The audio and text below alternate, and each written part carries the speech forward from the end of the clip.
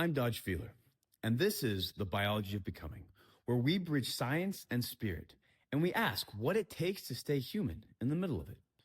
We talk parenthood and building things, spirituality, frontier medicine, longevity, and the one that matters most, how to live well, how to taste the spice of life and still find it in the mundane. Hey everybody, I'm Dodge Feeler with The Biology of Becoming, and today I have my co-host Drake, and we are going to be doing what I like to call the deep dives with Drake, and we're just going to be talking about peptides. We're going to spend a little extra time talking about exosomes today, and we'll just kind of see where it goes. You never know when it comes with the two of us. How are you doing today, Drake? Fantastic. Excited for this one today. Same. I wanted to kind of start off sort of light or fun because, I know that you are a bit of a lab rat yourself. And I'm curious, what fun things are you running on yourself right now? And a little bit of the why behind it. So you said light, but what I'm doing is it's never light when it comes to the amount of things I'm taking at once. I'm actually doing a little less peptides than normal. I've scaled back on the amount of injections I'm doing. I'm currently doing a low dose of tirzepatide, super low, more for the cognitive benefits. I noticed when I was off of it, when I was off of a GLP, I also wasn't taking a ton of other brain supplements. My cognitive stamina was going down because I've been taking a break from some of the more powerful stimulants since the conference. So I started reutilizing low dose tirzepatide, which is not my favorite GLP, but they all improve insulin sensitivity. So I've just been having better results with that cognitively. Taking some nicotine, lower my dose on that. Another benefit of tirzepatide, I may have started taking a little too much nicotine throughout the day. Yeah. Tirzepatide helps tremendously with some of those addictive tendencies. Mm-hmm. All the GLPs do. Although I do think if tirzepatide or semaglutide do anything better than Retta, it's that they help with addictive tendencies a little bit more. Yeah. Not that Retta doesn't help, but they're a little bit stronger. That's been really helpful for all the learning stuff I'm doing. That plus the handful of nootropics I take every day, the alpha GPC, Alcar, lion's mane, tiger milk, magnesium. Yeah, those are about the 5 I stay 2 daily for cognition. I've also been utilizing intranasal NAD spray, which is different than the injectable. Yeah. How are you liking the NAD spray? I did not notice as much as I did with the injectable when I was using it. Yeah, I'm not noticing it a ton. I think I do prefer the injectable over the intranasal, but there is definitely a slight cognitive boost. If I take it later in the day, I get that little pick me up where similar to like you have some caffeine later in the day, but it's not going to disrupt your sleep like caffeine will. So I like it then. Still doing the TRT. Just got my labs done. Wait to see those come back. I'm looking forward to that. And I've been using my GHK lotion a bit more, particularly on my beard. And I've noticed it is growing back thick. I don't know if I like that. Typically my hair and my beard grow similarly. So like I'll trim this up At the same time. every like once a month, and then my hair as well. But my hair, beard hair is coming back real thick ever since I started using the GHK topically more. So I'm going to start trimming this up even faster. Excellent. And how are you feeling in the gym right now? Good. I've not been pushing it. I'm starting to hit it harder since the conference, having more time, having a bit more ability to focus and actually rest. The conference was terrible for my sleep, but now that I'm actually able to recover appropriately, been hitting it harder, doing full body, having fun with it. Yep. No, it's getting awesome. a little more facet cardio in as well. We got a rower a couple of months ago, so getting that in. Beautiful. I think that's some of the beauty of, obviously, we are not, what we talk about on here is not necessarily going to be done at Way of Life. Parts of it are done with Way of Life, but I do think it's cool talking about, post-conference, how we do practice what we preach, even while you were getting ready for it. You did have to let some of the stuff fall away. Probably weren't eating quite as well, sleeping as well, but you were finding the ways to take care of yourself. And then post-conference, you jumped right back on the horse and started taking care of yourself appropriately. So it's very cool.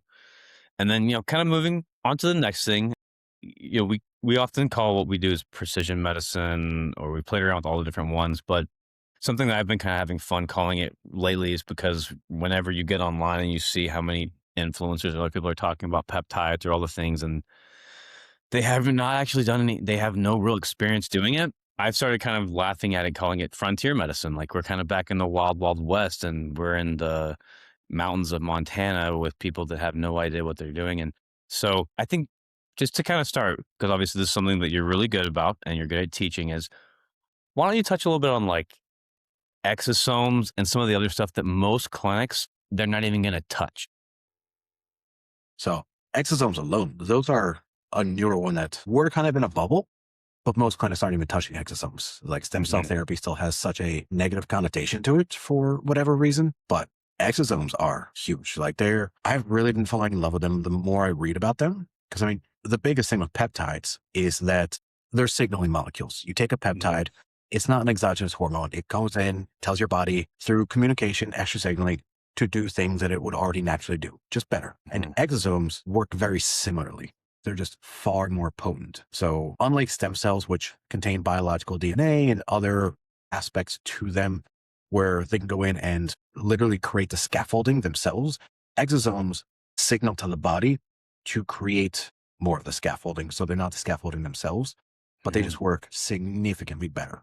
They reduce inflammation, do all the things. They're probably one of the most potent therapies that we have available to us. That's just, I love that there's so minimal potential side effects with them.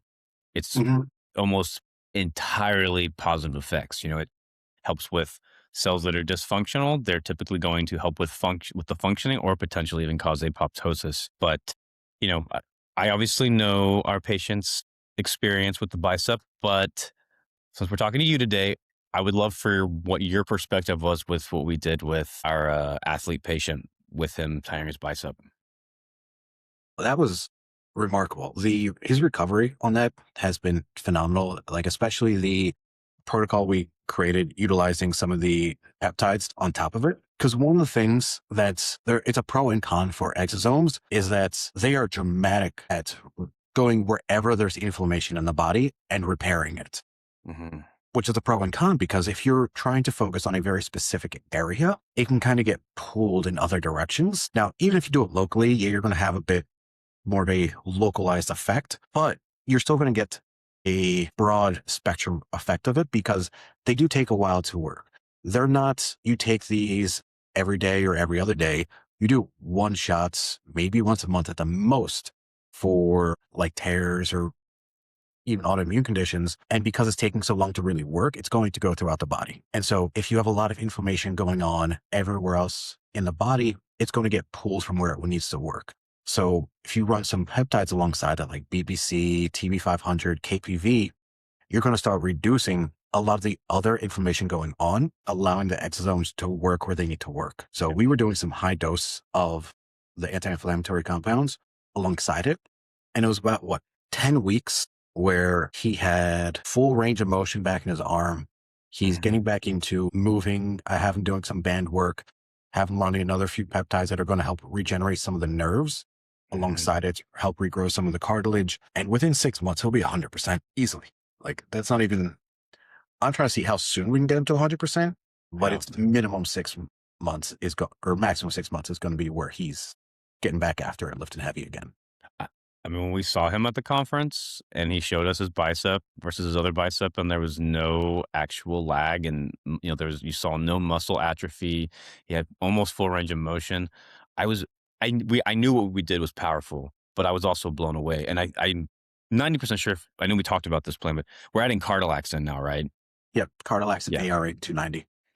Yeah, I'm very excited to see how he does that, just studying and looking deeper into Cardilax, how it's actually reducing the enzyme that's breaking down cartilage and then switching on the genes to increase cartilage buildup.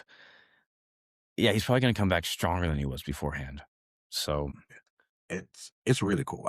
Again, we know how it works, but seeing it in person, like, and just for everyone listening, like it was a full distal bicep tear. Like it was detached from the bone. He had to go in and have it surgically reattached. But yeah, it's phenomenal. And honestly, if we had a little bit more say over the surgery, I think we could have sped it up a little bit more by having them do exosomes right there while he was intraoperatively. Absolutely. No, he's a fun one. We have some other cases that I'm hoping we can speak on soon, but he was by far one of the most powerful ones I've seen, which, we've done some IV with you. I've used it on my knee more than once with really amazing results. I'm now officially working out my legs after ACL partial tear and meniscus tear. I played a full 18 rounds of golf last Friday, and I feel like I'm swinging harder than I was whenever I first started. So yeah, it's just one of those things that's just a natural addition to what we're evolving into, just having a very, very successful regenerative practice. From there, I'm curious, when it comes to peptides or exosomes or all the things, because, we really work hard at vetting and quality and everything else. But obviously, there's a lot of kind of magic being oversold in the industry today, which is where it's our job to stay abreast what's coming through, but then also just read through the BS, right? So with everything we're talking about, where would you say this can actually change someone's life using all the things versus all the hype that is going on in today's world? So I was thinking about this yesterday.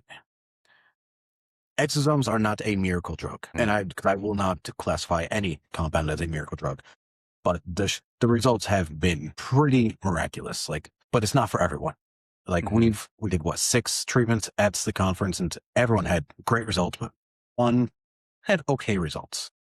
So it's, like I said, it's not a miracle drug because it's not going to be fantastic for everyone. But I mean, you can say that about every single drug out there. There's nothing that you can't say that about. Yeah. But some of the results have been, it's life altering for certain people. I can't wait to start being able to utilize this with more people because the results have been fantastic. And deep dive and diving into it, you hear all these clinicians who, like me, are just very hesitant to even say what the results are because they're so profound. Yeah. Fantastic answer. I have nothing to add. Now I'm throwing you a little curveball, which I know some of this, but I have a feeling you're also going to surprise me. I want to hear a little bit about your why. You obviously care, and I've seen this time and again, you care more about patient outcome and even livelihood of what we're doing, what we're creating over your own income, which that's where I have always done my best to take care of you because I see that in you. And obviously you would love to have your own research facility. I would even say it's hilarious because we have chemists that are next level that we're totally building behind. And, you care about the science. I also know there's a family aspect, but in building towards things like the research facility and all the things that you are actually chasing, what would you say is the why behind all of it? Natural curiosity. That has always been something that drives me, is learning, understanding more. I just always like to see what's possible. And part of that comes from my own story of being lied to, being told that I'm just stuck with what I have and having my diagnoses and, just being told, you just have to live with it. It's only going to get worse. Suck it up. And I don't have any of them anymore. Yeah. So I'm really driven to what else is possible? What new frontiers can we explore that can really alter medicine? And I said this at the conference during my keynote. There are so many amazing therapies out there. Unfortunately, they are gatekept. They're by the powers that be, because a lot of these things, and I get it to an extent where it's there's not a lot of studies on these. So people are sitting behind the whole, there's not enough safety data behind it, which it makes sense to one point. But the other point is there's never going to be enough safety, clinically controlled safety data because there's no money to be made in these things. I mean, look at the GLPs. Right now, Big Pharma is trying their hardest to reclassify the GLPs as biologics, which would remove them from the compounding pharmacies. So you'd only be able to get these brand name, super high priced GLPs from the big pharma companies because it wouldn't be allowed. And then their patent lasts longer. And then XYZ. And that's because they're spending billions of dollars to fund these research studies. Yeah. So I get that they want to protect their investment, but they're only doing it to the detriment of everyone else. When you can look at, their quarterly income, their revenue, and they are not hurting. They're still, in comparison to the compounding pharmacies, they're still making enormous amounts of money. So, and it's just even to reclassify that is actually trying to change the science to call it a biologic, which is also it's absurd. And I really hope, that light at the other side of it is going to shine through with it, because suddenly you can make the new ones coming out like retatrutide. It's already, for people who don't have the insurance for it, it could be $1,000 plus, But now suddenly, I mean, if you look at different biologics that are used for autoimmune disease and stuff, some of those things are tens of thousands of dollars per month where no one can get it unless their insurance just magically covers it. Yeah. And then with that, what are they going to be prescribing it for? You only get it in the pens, which is a very specific dose. You can't split dose it. You can't use it for anything other than weight loss. So what about people like us who utilize the GLPs? Like I said, I'm using low dose tirzepatide, microdose, split injections a week for cognitive benefits. You can do the same for retatrutide, which has metabolic and cognitive benefits. You can't do that when it's in a pre-filled pen that you can only get at 2 milligram, 4 milligram, 6 milligram doses. Yeah. They're hindering so many people by doing that. No, I mean, it's kind of going back to, we barely use things like semaglutide anymore.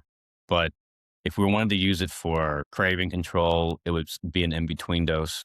If we wanted to do it for inflammation, it's usually half the dose of what the starting dose is to manage it. So it just takes a whole way, an entire area of medicine on something that can be so powerful and so helpful. And it's a little disappointing. So, I mean, tirzepatide in 2025 made big pharma over $36 billion with a beat. That compound alone, it was one of the best-selling drugs in all of history. And big pharma's like, you know what? That wasn't enough. That should have been 38. You compounding pharmacies, you clinics prescribing these things, we don't like that you have even just a small percentage of our share. So hopefully then something good comes from all of this and we can fight back. Yeah, absolutely. Yeah. You can watch history. I'm sure you kind of saw what happened with Monsanto recently, where suddenly we can't even sue them for the obvious non-Hodgkin's lymphoma that they've caused, an enormous amount of humans. But I just, there's still the other side that is going to keep pushing to change it. And it's much like voting, which we won't get into the politics of that because you and I both have our opinions, but we can't give up. We have to keep pushing. We have to keep going for the side that's like what's best for the people and for humanity versus just the pocketbook. So I just want to say this because I just read this earlier this morning, that Monsanto case. The dude sued Monsanto, won a $1.5 million settlement against them because he developed cancer and it was directly linked to it in a civil case. And then it was overturned and appealed. So the guy that sued them and won had it appealed and lost just because the court said you're not allowed to sue them after he already won. It's crazy. It's crazy. No, I mean, it's another one. Like, I love golf, but I'm always like careful because I know how much Roundup's probably being used for it. And sometimes the conversation comes up about living close to a golf course. And I'm like, I've seen statistics on what happens for people who are constantly just around that. And I'm never going to understand how this is okay. There has to be some better ways to grow your plants that you need to grow without giving everybody that eats it cancer. Yeah, and I know you're not rolling around on the grass in the golf course, but just being out there when it's early in the morning, when it's humid, the dew starting to dry up, breathing it all in. Yeah. But that's the other place where you just, I have to just have faith that I do have a purpose. I have things that need to get done. There's no way to avoid this or the microplastics and all the things. And here we are, still thriving, still doing well. So there is more to it than if you're in it. Oh, I'm getting lymphoma, but it's still just figuring out how to avoid all of these things to the best of our ability. Well, on the bright side, and I probably don't want to put this on a podcast too much, but we had a pretty interesting speech at the conference about certain reversing of a cancer diagnosis. But that's to the extent that I'll get into that. For sure. Hopefully there will be, we'll have that platform where we're able to more safely speak on those kind of things in the future, which that's actually, I actually have the next thing I want to talk to you about. It kind of is a great rollover where, we're slowly getting school or something like that ready. But as, one of the things you mentioned is the course that we're working on, kind of what we like to call the new educational standard. And so I guess, as we do roll that out and offer it to clinics, and hopefully we'll be able to even offer people who just want to learn more about peptides and everything, is what do you think most clinics are doing wrong? And what is the cost to their patients when it comes to the way things are being done as peptides and everything else is sort of becoming the norm? I mean, the biggest thing that clinics are doing wrong, and I may have done some snooping in other clinics just to see how they're doing it. They're treating peptides like normal drugs. You have a very specific symptom, take this drug. It has these results, and that's it. They're not looking into the person, lifestyle, how it's going to affect them. They're not changing dosing in any way. It's just very specific. Hey, you want to put on some muscle? Here, take the CJC. Honestly, CJC is not even that great. Hey, you want to lose a bit of visceral fat? Take some testosterone. And it's great for that, but at what dosing? Is it a male, female? Because they have different responses to the growth hormone secretagogues. How is their nutrient intake look like? How are their electrolytes? How is their workout regime? They're not taking into account any of these other factors. They're saying, here, take 2 and call me in the morning. The old adage. Or they're just giving them the shot the once a week they come to the clinic, which is hilarious.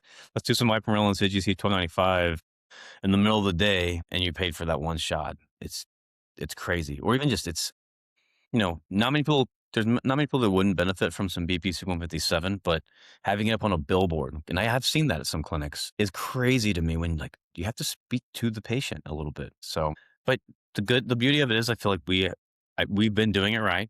We've evolved to even doing it better.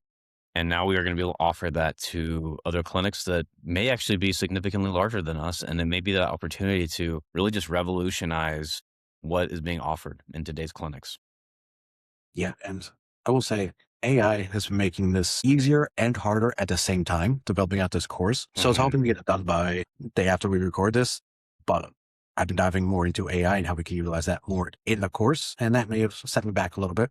But there's we'll talk on that off air. But yeah, there's some cool thing utilizing AI with the course that's going to make it very unique in how it works. Just to talk on AI for a second, because we do use it, but I try not to use it for actually developing the protocols. It hallucinates too much. It doesn't take into considerations of other things. It doesn't like to do any actual dosing or prescribing or any of those things, because it's going to tell you these are research use only chemicals. There's not enough safety data. And I get it's coming from a very specific standpoint, but you can't really implement AI and expect it to get it right. Because I've been developing out my AI for months and it still gets it wrong. Even with all the data I've inputted into it, it still will get it wrong. So unless there's some breakthrough with how we can utilize AI, there probably is in some weird tech area of people that are working with AI, like closed loops. So there's some way, but we're a little bit off, a couple years away from that being mainstream. Not that it's not powerful, but just AI is just not going to get it right for medicine anytime soon. Yeah, it can be a great tool. It can be helpful with little things you might miss. But I often have a little bit of a lab summary, and you see me do it time and again. I go through what I found, but I still go through every single lab because things are missed. Things are off. It's great for things like ratios. But the message I've gotten very clearly just in meetings with you, conversations with others, or even just hearing a patient's feedback is AI is great for a clinic to do the back end of things, having automations, making it where prescriptions are going to be able to go out on the right time, but not on the front end. It's always going to be investing in people with Way of Life. Okay, now we've talked about things like this quite a few times, but we're going to move into fatherhood a little bit. And you made this joke to me before, but you want to make sure your kids have just enough trauma to make sure that they're still interesting, which my aunts has said similar things like this, where it's you want your kids to have character. You have someone who they've never had any push. They've never had any issues. There's lack of resilience there, and no twisted humor, which who's having fun with that? So I'd love to touch on that. And then afterwards, you also said you want to spare them things you've been through. So if you're opening to talking about some of what you went through, because I think that it does speak to what pushed you to move to Austin, what pushed you to strive for more, I think it's very relevant in the conversation. Yeah, from an early age, a certain family member was very physically abusive towards me. I straight up remember feeling like I might die from a young age. I'm talking 5, 6 years old. He was a bit of a bully as growing up, and I lived with him for a while. So there was a lot of physical abuse happening, and I would never want that on my child. So there is a certain extent where it's I don't want this trauma inflicted on my own children. But what trauma can be inflicted where like you said, they're not boring people, that they Mhm. have some resilience. I mean, my sense of humor alone feels like a traumatic experience to them Yeah. because the amount of times I made the youngest cry just because I'm talking nonsense to her, I did start feeling a little bit bad, but now she talks back with the best of them. Like, she's the youngest, but she will Mhm. talk so much shit better than her siblings that are double her age, just because I've been doing it to her from such a young age. Yeah.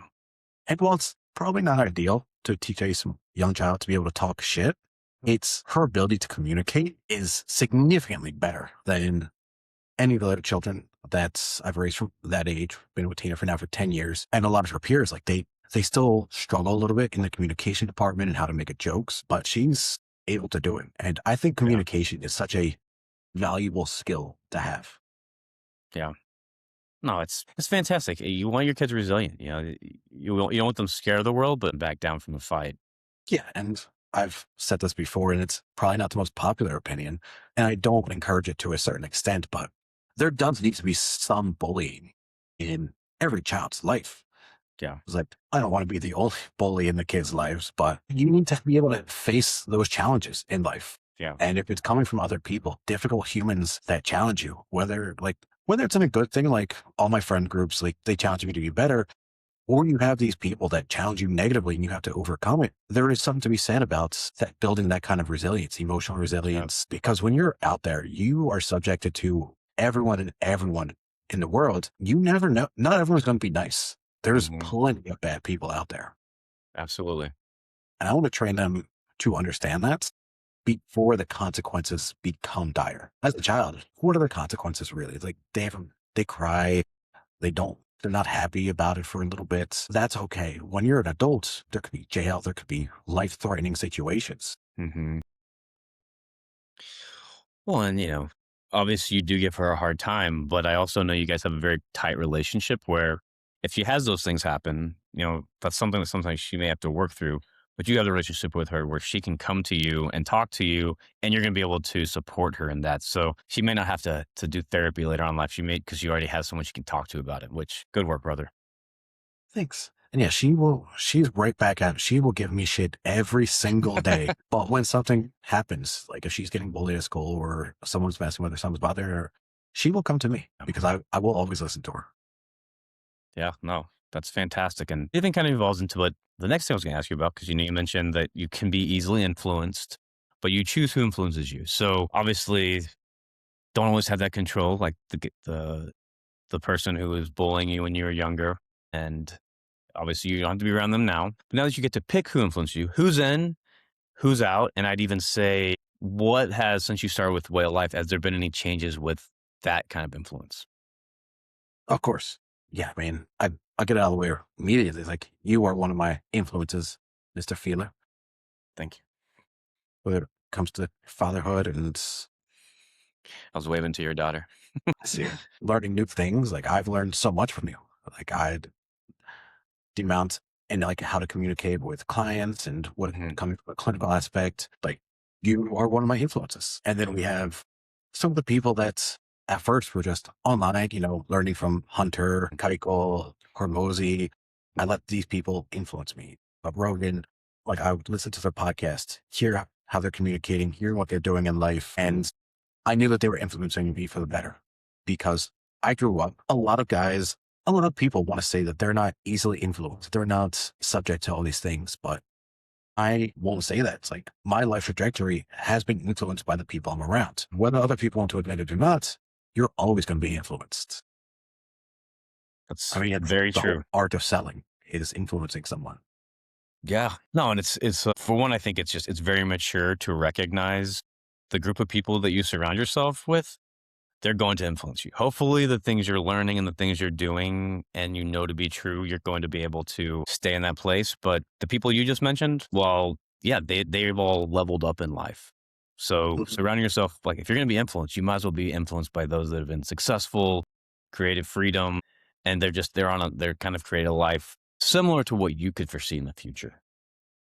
Yeah. And I think a lot of the people that I talk about, like They're influencing me in a way that allows me to learn more. They're very educational based. They're very intelligent. But one of the key characteristics of all the people that I have that are allowed to influence me is that they're all very positive people. I don't want to be influenced by people that have hate or hold grudges and just can't get over certain things. I want only positive people to be influencing me.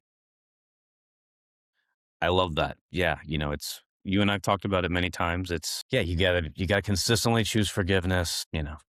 Be great, be gracious for the life we have. And I've had similar influences where it's just consistently just wanting to hold on to things, keep resentment.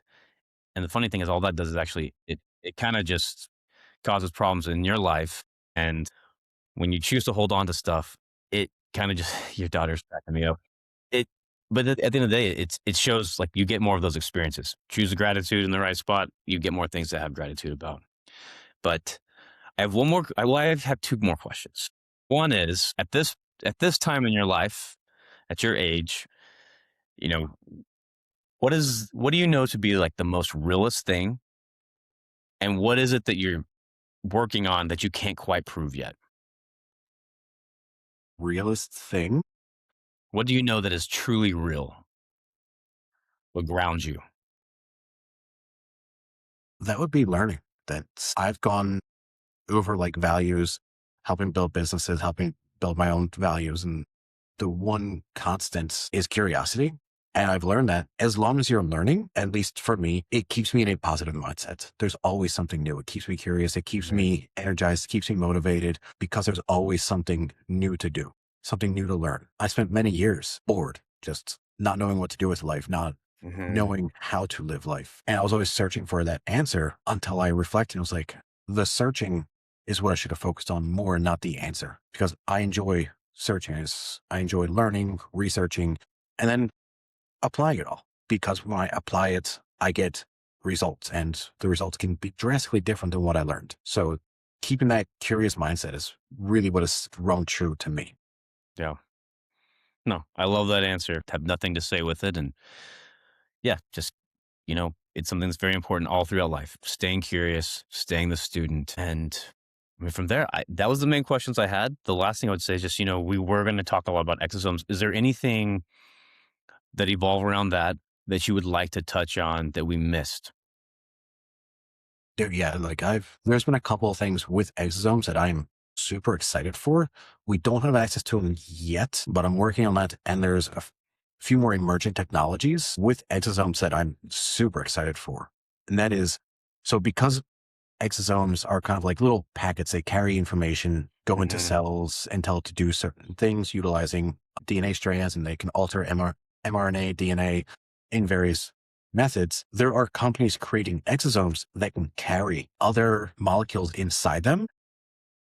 So those molecules may not be as potent. They may not be able to get into certain cells as well on their own, but the exosomes are going to be acting as a delivery mechanism to bring those other compounds in. One of the coolest ones is going to be clotho. So exosomes that have clotho in them. And clotho is already such a powerful compound on its own, but utilizing that inside of exosomes is going to have some profound results. And I can't wait for that technology to make its way into our clinic. It's Absolutely.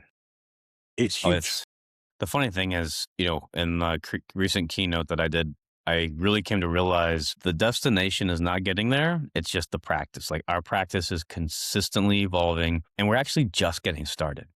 Like it's just the very beginnings. And that's sort of even like with the frontier medicine that we're looking deeper into, it's barely getting started. So the future is bright.